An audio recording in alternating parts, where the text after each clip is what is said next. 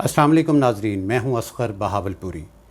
آج ہم ایک ایسی شخصیت کا تعارف آپ سے کروا رہے ہیں جو بہاولپور کی ہر دل عزیز شخصیت ہے، جن کا نام میں سمجھتا ہوں کہ صرف بہاولپور نہیں، پنجاب نہیں، پاکستان بھر جانتا ہے کہ جناب بہاولپور میں سب سے زیادہ علم کی شمع کس نے روشن کی، تو وہ ہیں جناب نسیم جعفری صاحب۔ السلام علیکم۔ وعلیکم السلام۔ نسیم جعفری صاحب، آج ہم آپ کی ملاقات کروا رہے ہیں اپنے ناظرین کے ساتھ۔ ناظرین کو ویسے تو بہت سارے لوگوں کو معلوم ہے جناب کی شخصیت کے بارے میں کہ آپ نے جتنے علم کے چراغ، ہزاروں نہیں لاکھوں چراغ آپ نے جلائے ہیں۔ آپ صادق پبلک اسکول میں پڑھاتے رہے ہیں، اس کے علاوہ آپ ایران کے شہر آبادان میں پڑھاتے رہے ہیں، اور بھی کئی جگہوں پر آپ پڑھاتے رہے ہیں جن کا ہمیں یا ہمارے ناظرین کو معلوم نہیں ہے۔ میں چاہتا ہوں ہمارے ناظرین کو آج آپ بتائیے ذرا تھوڑی سی اپنی زندگی کے بارے میں کہ جو آپ نے علم کے چراغ روشن کیے گزشتہ میرے خیال میں 50-60 برس سے، تو تھوڑی سی تفصیلات یہ بتائیے، پھر ہم فردر باتیں بھی آپ سے کرتے رہیں گے۔ مختصر یہ کہ سب سے پہلے میں نے 1960 میں پرنسٹن یونیورسٹی سے ایم ایس ایجوکیشن کیا تھا۔ اس کے بعد میں نے امریکن اسکول تہران جوائن کیا اور وہاں 21 سال، اس کے بعد کچھ عرصہ میں نے آبادان میں بھی امریکن اسکول کے اندر میں رہا ہوں ایز اے پرنسپل، اور ایز اے پرنسپل تہران میں بھی رہا ہوں۔ اور جب وہ خمینی صاحب تشریف لائے اور انقلاب آیا تو بڑے قتل و غارت ہوا اور یہ ہوا، 2-3 سال وہاں کے بڑے ایسے تھے، تو میں 1 سال تو رہا وہاں، اس کے بعد پھر میں پاکستان آ گیا۔ مجھے وہاں آفر تھی کہ ٹوکیو چلے جائیں، لیکن میں نے کہا اب یہاں سے جانا ہے تو پاکستانی میں جاؤں تو بہتر۔ یہاں ایچ ایس کالج کے نے اپلائی کیا تو انہوں نے کہا کہ اب ہم آپ کو ہائر تو ابھی کر لیتے ہیں، لیکن ایکوموڈیشن تو ہے وہ، اس میں کچھ وقت لگے گا، ممکن ہے سال لگ جائے، 2 سال لگ جائے۔ تو یہاں پر یہ سیمی فرنش ایکوموڈیشن 3 بیڈروم کی صادق پبلک اسکول میں تھی، تو میں نے اس کو پریفر کیا، میں یہاں پر میں جوائن کر لیا۔ یہ میں نے امریکن اسکول جوائن کیا 1960 میں، اور 81 تک اس میں 21 ایئرس میں نے وہاں پڑھا ہے۔ ہزاروں میرے اسٹوڈنٹ امریکن وہ تھے، اور جس میں سے 8 بچے جو تھے وہ سینیٹر رہے ہیں امریکن کانگریس، اور اس میں سے ایک اب بھی ہے، بل بریڈ، جو سینئر موسٹ ریپبلکن پارٹی کا وہ سینیٹر ہے، وہ میرا اسٹوڈنٹ ہے۔ تو اللہ کا شکر ہے پوری دنیا میں ویسے تو میرے اسٹوڈنٹ ہیں بڑی اچھی پوسٹوں پر، اور یہ مجھے کچھ خود ہی بعض دفعہ ملاقات ہو جاتی ہے یا ان کو کچھ پتہ چلتا ہے تو پھر وہ کرتے ہیں۔ اب میں نے فیس بک پر یا کسی اس پر نہیں کیا، کیونکہ اس میں اتنا زیادہ وہ ہوتا ہے کہ میں نے کہا کہ یہ بڑے ناانصافی ہوگی کہ وہ بیچارے مجھ سے کانٹیکٹ کریں، رابطے کرنے کی کوشش کریں، اور میں ان سے رابطہ نہ کروں، اور میرے پاس اتنا نہ وقت ہے اور نہ میری، میں اب عمر 80 سے ابو ہوں میں، تو اس عمر میں یہ سارے کام نہیں کر سکتا۔ بہرحال ساری عمر اسی اس میں پڑی ہے۔ 1962 ابھی یہ وہ ہو گیا کہ آپ خود ہی کتنے لگا لیں کہ کتنے سال میں، تقریباً 60 سال سے اسی پروفیشن میں۔ اور ایک کتاب بھی میں نے وہاں پر جب ایران میں تو لکھی تھی تھرمو ڈائنمکس پر، اور وہ وہاں پر وہ بھی ایک ریکارڈ ہے کہ 21 اسٹیٹس کے اندر یہ ہوتا ہے کہ ہر اسٹیٹ اپنا خود ہی ڈیسائیڈ کرتی ہے اس میں، اور کسی کی سفارش ہے اس کا سوال نہیں، تو 21 اسٹیٹس کے اندر میری وہ کتاب پڑھائی گئی ہوئی ہے۔ جعفری صاحب، آپ نے بہاولپور میں جو ایک سب سے خوبصورت ادارہ آپ نے بنایا ہے الپائنا اسکول سسٹم، تو یہ اس کو کتنے سال ہو گئے؟ کب اس کا آغاز جو ہے وہ کب ہوا تھا اس کا آغاز؟ ہاں، صادق پبلک اسکول میں نے 2 سال پڑھایا، اور میری وائف نے بھی، ہم دونوں نے جوائن کیا تھا ساتھ. تو 83 میں یہ اسکول شروع کیا تھا. 83 میں. اور ایک ہی میرے خیال میں سٹارٹ میں ایک ہی برانچ ماڈل ٹاؤن اے والی تھی. یہ ماڈل اے والی. اس کے بعد میں 8 برانچز ہم نے اور کھولی. اس وقت 9 برانچز ہماری ہیں، بہاولپور، حاصل پور اور لودھراں. یہ ٹوٹل یہ 9 برانچز ہیں. تقریباً 4.5 اسٹوڈنٹ ہیں، 4,500 اسٹوڈنٹ اور 250 ٹیچر. Big set up. آج کل کی صورتحال کے مطابق تھوڑا سا بات کریں گے کہ لاک ڈاؤن میں جو بچے متاثر ہوئے ہیں، آپ کیا سمجھتے ہیں کہ یہ تعلیمی لاس کب تک جا کے ریکور ہوگا؟ ہاں، یہ پاکستان کے لحاظ سے تو یہ بہت ہی نقصان دہ ہوا ہے بچوں کے لیے، کیونکہ یہاں پر آن لائن جو کچھ بھی ہے وہ ایجوکیشن ناؤمنی کے برابر ہے. اور مجھے تو خیر یہ اندازہ ہے وہاں، کیونکہ ہم اس سے وہ استعمال کرتے تھے وہاں بھی. تو یہاں پر جو اس کے کرتا دھرتا لوگ ہیں انہیں اندازہ نہیں ہے کہ اس کو کس طرح وہ کرنا چاہیے، کس طرح پروگرام بنائیں، کس طرح اس کو کریں، امپلیمنٹ کریں. تو اس میں کافی یہ وقت آلریڈی ضائع ہو چکا، اور اب انہوں نے ڈیسائیڈ یہ کیا کہ وہ آن لائن وہ ختم کر رہے ہیں اور وہی اسکول ریگولر اسکول کھولنا شروع کریں. کیا بچوں کے تعلیمی حرج تو ہوا ہی ہوا ہے، کیا ان کے کچھ ذہنی اثرات بھی آئے ہوں گے؟ بالکل یہ جناب، یہ بہت بڑا امپورٹنٹ پوائنٹ ہے جو آپ نے یہ اٹھایا ہے. لوگ اس کو ریلائز نہیں کرتے کہ مینٹلی ان کے اوپر جو اثر ہوا اس کو برین واشنگ ان کی کرنی پڑے گی. ٹیچرس کو پہلے ٹیچرس کو بتانا ہوگا کہ کس طرح کریں، تو ان کو دوبارہ سے نارمل بچوں کو لانا اور نارمل اس میں اپنا کام کرنا، اور ریڈنگ ہیبٹس ان کی اسٹڈی ہیبٹس وغیرہ دوبارہ سے بنانا، یہ بہت بڑا کام ہوگا.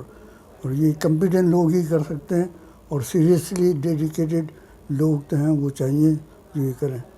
اس میں تھوڑی بہت جو کچھ بھی ہے میں نے ان سے کہا ہے کہ بھئی میں ہیلپ کروں گا. یہ شفقت صاحب ہیں جو فیڈرل منسٹر ہیں، ان سے بات ہوئی تو وہ کہہ رہے تھے کہ آپ فل ٹائم آ جائیں ہمارے ساتھ. میں نے کہا میں اس عمر کے اندر یہ کام سب کچھ نہیں کر سکتا، لیکن آپ کو میں گائیڈ ضرور جو بھی ہے کر دوں گا انشاءاللہ، اور بتا دوں گا جو کچھ مین پوائنٹس ہیں. میں نے الپائنا اسکول سے نام رکھا ہے. تو وہاں واشنگٹن کے اندر میتھمیٹیکل ریسرچ سینٹر ہے. تو وہ میرا اسٹوڈنٹ تھا، تو میتھ میں بہت ویک تھا وہ. تو ایک سمر کے اندر میں وہیں پر رہا، پاکستان نہیں آیا تھا، تو میں نے اس کو وہ پڑھایا. تو وہ میتھ میں ویک ہوتا تھا جناب، اس کو اتنا میتھ پسند آیا کہ اس نے میتھ میں اس نے ڈاکٹریٹ کیا. پھر ایک ٹرائپاس ایک چیز ہوتی ہے وہ اس نے کیا، اور اس کے بعد یہ پہلا research centre, mathematical research centre دنیا میں پہلا ریسرچ سینٹر وہ اس نے بنایا. پھر میں اس وقت جب ایران میں تھا تو انہوں نے ایمبیسیڈر سے کانٹیکٹ کیا، اور انہوں نے کہا کہ جعفری صاحب کو یہاں بھیجیں، ہم چاہتے ہیں کہ اس کا افتتاح ہے وہ جعفری صاحب وہاں کریں. تو وہ میں باقاعدہ وہاں گیا، افتتاح کیا، اور وہاں پر وہ جو لگی میرے نام کی پہ مجھے بڑے فخر ہوتا ہے کہ میں نے کہا کہ اس پر لکھیں پاکستانی تو وہاں لکھا ہے پاکستان کے نام کہ پاکستانی بھی ہے. آرمی میں بڑے بڑے آفیسرز جو ہیں وہ آپ کے شاگرد ہیں؟ بالکل، بہت سے جن کے بچے یہاں پڑھتے رہے. مثلا اس وقت وہ میجر ہوتے تھے، اور اب وہ ایز اے جنرل ریٹائر ہوئے ہیں یا ابھی بھی ہیں اس کے آرمی کے اندر. میرے خیال سے 1 درجن سے زیادہ اس قسم کی جنرلز ہیں جن کے بچے پڑھتے رہے، یا ان کی وائفز ہمارے یہاں پڑھاتی رہی ہیں، یا ان سے رابطے میں ہیں میرے سے. میں نے آپ اپنی آنکھوں سے دیکھا ہے، منسٹرز کو دیکھا ہے، آپ ان کے سامنے آئے تو وہ اپنی کرسی سے کھڑے ہو گئے اور آپ کے گھٹنوں پہ ہاتھ رکھ کر آپ کو ملے، جھک کے، ادب کے. تو اس وقت آپ کیا خوشی محسوس کرتے ہیں؟ ہم بالکل یہ ہم جتنے بھی میرے اسٹوڈنٹ ہیں وہ جب ترقی کرتے ہیں، اچھی پوزیشن پر ہوتے ہیں، وہ اٹ ڈزنٹ میٹر کہ what country they belong, what language they speak. And جو بھی واٹ نیشنلٹی ہے وہ میرے اسٹوڈنٹ ہیں تو مجھے ویسے ہی خوشی ہوتی ہے جیسے میرے اپنے بچے ہیں ان کی طرح کا. تو یہ آپ اندازہ نہیں لگا سکتے کہ جو خوشی اور جو سینس آف اچیومنٹ ان بچوں کو دیکھ کے ہوتا ہے وہ اور آدمی کو کسی اور پروفیشن میں یہ چیز نہیں ہے. بالکل. جعفری صاحب یہ بتائیں گے کہ اس وقت جو ہمارے حالات ہیں، جو یہ ایک وبا جو آئی ہوئی ہے، اس وبا کے حالات ہے، اس کا مستقبل آپ کیا دیکھ رہے ہیں؟ اب یہ ڈپینڈ کرتا ہے کہ اس کا ویکسین کتنی جلدی وہ تیار کرتے ہیں. یہ سارے کنٹریز ہیں، 5-6 کنٹریز، بلکہ رشین ہے تو کل کے اخبار میں تھا کہ ہم نے وہ آلریڈی وہ کر لیا ہے اور ہم دنیا کو زیادہ سے زیادہ 1.5-2 مہینے میں یہ ویکسین پوری دنیا کو ہم یہ سپلائی کریں گے. تو اور بھی کنٹریز ہیں وہ کلیم کر رہی ہیں لیکن ابھی کوئی چیز ڈیفینیٹ نہیں ہے. تو اس کا ایک ہی علاج ہے کہ اس کا ویکسین اگر ہو جائے تو جیسے ایڈس وغیرہ کیا ہے اس کو کوئی پوچھتے نہیں، پہلے اس سے بڑا لوگوں کو ڈر خوف اور یہ سب کچھ ہوتا تھا، وہ چیز ختم ہو گئی. تو اس کا بھی لوگ یوز ہو جائیں گے، اس کے ساتھ گزارا کریں گے. اس کے لیے آپ نے کیا SOPs کا خیال رکھنے کے لیے کیا کوئی لاہ عمل خاص تیار کیا ہے آپ نے اسکولوں کے لیے؟ اس میں سے اس کا SOPs یہی ہے کہ ان ٹچ جب تک کہ نہیں ہوگا تو نہیں ہوگا، یا کوئی اس کے افیکٹڈ ہے اور وہ ٹھیک اسنیز اگر کریں تو اس وقت یہ جاتے ہیں اس کے جرمز وغیرہ اور وہ پھیلتے ہیں.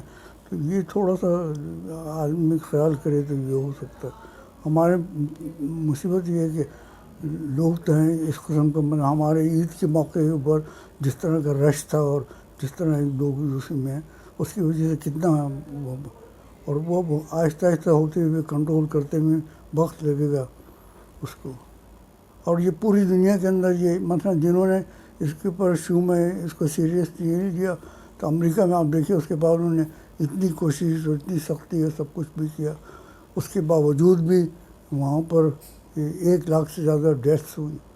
آپ بہت لوگوں کے لیے کام کرتے ہیں، آپ ایک ایسے سوشل ورکر ہیں جو سامنے نہیں آتے اور بیک سے آپ کام کرتے ہیں. آپ نے کینسر کے مریضوں کے لیے خصوصاً جو ہے وہ آپ نے بڑا کام کیا ہے، وہ مجھے معلوم ہے. بہت سارے کم لوگوں کو اس بات کا پتہ ہے کہ آپ نے کینسر ہاسپٹل میں بے شمار لوگوں کا علاج کروایا ہے. اس میں کیا آپ نے کوئی کرائٹیریا رکھا ہوا ہے؟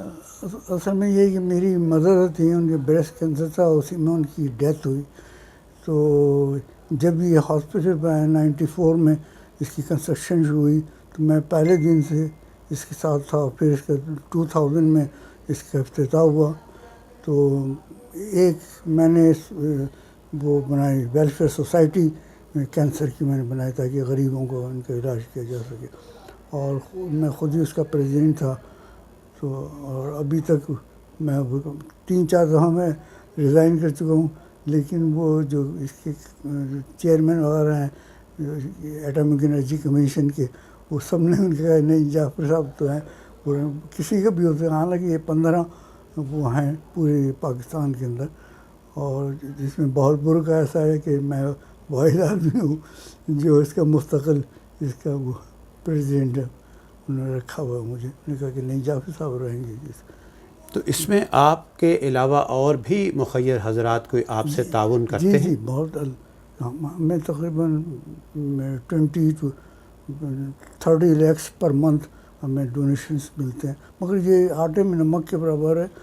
یہ اتنا مہنگا اس کا علاج ہے. مطلب صرف آپ فرسٹ اسٹیج کے اندر ہی دیکھ لیں تو 1.5-2 لاکھ روپے پر منتھ خرچ ہوتا ہے، اور اس میں تقریباً 1-1.5 سال لگتا ہے. تو آپ فرسٹ اسٹیج کے اندر، سیکنڈ میں آپ اس کا 3 ٹائمز یا 4 ٹائمز کر لیں، اور تھرڈ اسٹیج میں اور فورتھ اسٹیج میں ہمارے یہاں نہیں ہوتا علاج، ہم نہیں کرتے، کیونکہ تھرڈ اسٹیج میں سروائول چانسز جو ہیں it is only 20 to 25% Pakistan میں. دنیا میں زیادہ ہیں لیکن جو ایڈوانس کنٹریز ہیں ان میں ابو 40 ہے، لیکن پاکستان میں 20 جیسے.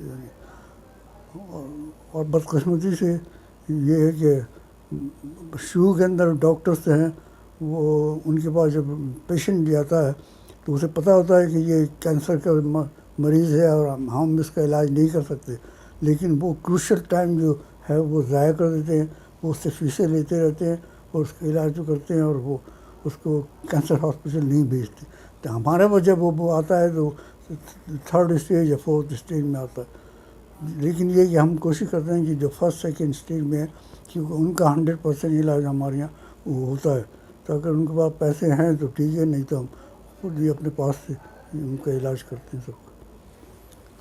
جعفر صاحب، آپ کے بیٹے ہیں ماشاءاللہ، جی جی اور اب ظاہر ہے عمر بڑھ رہی ہے تو اب سارا نظام بچے جو ہیں وہ چلاتے ہیں، بالکل لیکن ساری دیکھ بھال مین تو آپ گھر بیٹھ کے ہی کر لیتے ہاں، ہیں. بس میں ان کو گائیڈ ہی کرتا رہتا ہوں، باقی اللہ کا شکر ہوگا.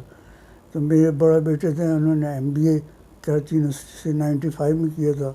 ان کے جو جتنے بھی کلاس فیلو وغیرہ ہیں وہ سب کنٹری مینیجر ہیں یا وائس پریزیڈنٹ وغیرہ بینکوں کے اندر ہیں. ان کی وائف ہیں، انہوں نے بھی انگلینڈ سے میکرو اکنامکس میں ماسٹرز کیا ہوا. میرا چھوٹا بیٹا تھا، اس نے MA انگلش میں کیا. اس کے بعد کوالالمپور یونیورسٹی سے ایجوکیشن کے اندر اس نے وہ MS کیا. اور ان کی جو وائف ہیں وہ اکنامکس یہاں پر اسلام یونیورسٹی کے اندر پڑھاتی ہیں اور وہ اسسٹنٹ پروفیسر. جعفر صاحب، بہت خوشی ہوئی آپ سے ملاقات کر کے. ہم نے اپنے ناظرین کو آپ کے لیے جو ہم نے سلیکٹ کیا تھا کہ ہم نے آج کس شخصیت کو ملوانا ہے تو وہ آپ تھیں، اور ہمارے ناظرین کو بہت اچھی ان کی معلومات میں آپ نے اضافہ کیا. آخری سوال آپ سے کروں گا کہ آپ کوئی ہمارے چینل کے توسط سے بچوں کے والدین کے لیے کوئی پیغام دینا چاہتے ہوں؟ جی بالکل، میں یہ چاہتا ہوں کہ اپنے بچوں کی تعلیم کے اوپر کوئی بھی شعبہ ہو، اگر آپ اس کے اندر سنجیدگی سے وہ نہیں کریں گے تو اس میں کامیابی نہیں. بچوں کو صرف کتابیں رٹوا کے اور ان کو پاس کرانا یہ بھی کچھ نہیں. میں آپ کو ایک بڑی عجیب چیز بتا رہا ہوں، جیسے آپ کو کبھی آپ نے اس پر نہ سوچا ہوگا نہ سنا ہوگا کہ جو بچے پڑھائی میں بہت اچھے ہیں، ٹاپ کلاس وہ رہتے ہیں، پریکٹیکل لائف کے اندر جب وہ جاتے ہیں تو وہ اتنے سکسیزفل نہیں ہوتے. دنیا کے کامیاب ترین جتنے لوگ ہیں وہ کبھی پڑھائی میں یہ نہیں تھا کہ وہ اپنی کلاس میں فرسٹ آیا کرتے تھے اور یہ ہوتا. اب میری ساری عمر اسی میں گزری ہے، مجھے پتا ہے کہ لاکھوں بچوں سے میرا انٹریکشن رہا ہے سب کچھ. تو میں دیکھتا ہوں کہ جتنے بھی کامیاب ترین وہ لوگ ہیں وہ ہیں جو اس میں بیلنس رکھتے ہیں، پڑھائی میں بھی اچھے ہیں اور اسپورٹس میں بھی اچھے ہیں، لوگوں سے کانٹیکٹ بھی کر رہے ہیں اور سب کچھ وہ کر رہے ہیں.